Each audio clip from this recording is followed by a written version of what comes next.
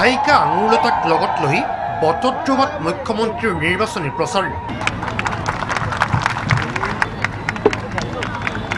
হিমন্ত বিশ্বৰ পিছত এইবাৰ মুখ্যমন্ত্ৰীৰ আক্ৰমণৰ লক্ষ্য অগপ নেতৃত্বই জাতীয় স্বাৰ্থৰ পৰিপন্থী কাম কৰাৰ অভিযোগ মুখ্যমন্ত্ৰীৰ। হৰিনাম গাই নিৰ্বাচনী প্ৰচাৰ স্থানীয় বিধায়িকা আঙুৰলতা ডেকাৰ।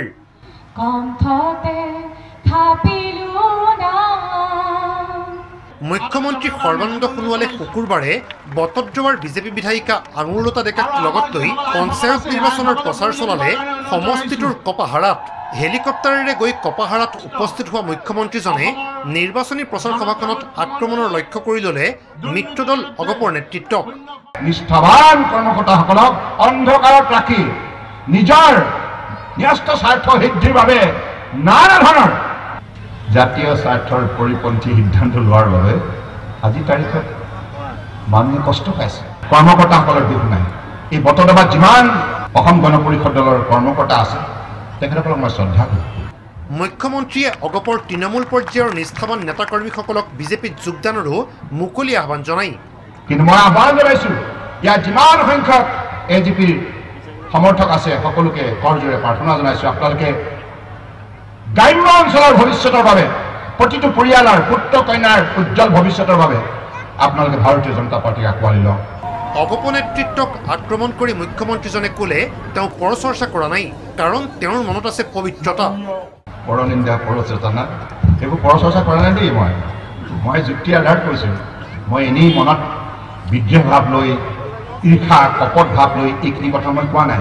মোৰ হৃদয়ত পবিত্ৰতা আছে, মনৰ পবিত্ৰতা আছে। নিৰ্বাচনী প্ৰচাৰ সভাখনত বিধায়িকা আঙুৰলতাই হৰিনাম গাই ভোটাৰক আকৰ্ষিত কৰাৰ চেষ্টা চলালে।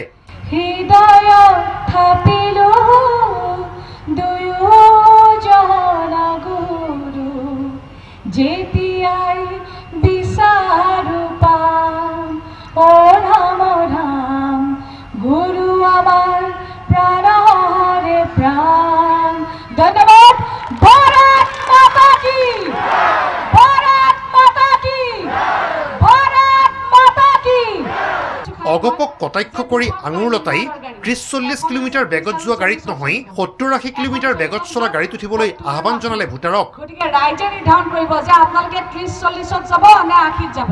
অৰ্থাৎ মোৰ গাড়ীখনত আপোনালোকে যদি মোৰ দলৰ প্ৰাৰ্থীক যদি জিকাই দিয়ে তেতিয়াহ'লে গাড়ী একেবাৰে ৭০-৮০ত যাব। আৰু যদি অন্য কাৰোবাক ভোট দিয়ে তেতিয়াহ'লে সেই গাড়ী যাতে যাব আৰু গৈ পাব আৰু বহুত বছৰ লাগিব।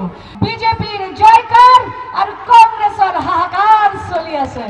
গতিকে ৰাইজ কেৱল পদুম ফুলত ভোট দিয়ে আমাৰ এই প্ৰাৰ্থীসকলক আপোনালোকে জিকাই দিয়ক। লক্ষণীয়ভাৱে বটদ্ৰৱা সমষ্টিৰ কপাহাৰাত মুখ্যমন্ত্ৰীৰ উপস্থিতিত অনুষ্ঠিত নিৰ্বাচনী সভাৰ মঞ্চৰ বিশাল বেনাৰৰ লগতে আনবোৰ বেনাৰতো নাছিল নগাঁৱক প্ৰতিনিধিত্ব কৰা ৰাজ্যৰ একমাত্ৰ কেন্দ্ৰীয় ৰাজ্যমন্ত্ৰী ৰাজেন গোহাঁইৰ ছবি। কেমেৰা পাৰ্চন বিকিৰ সৈতে তপন কুমাৰ বৰা আৰু ৰাজীৱ নেওগ, DY365।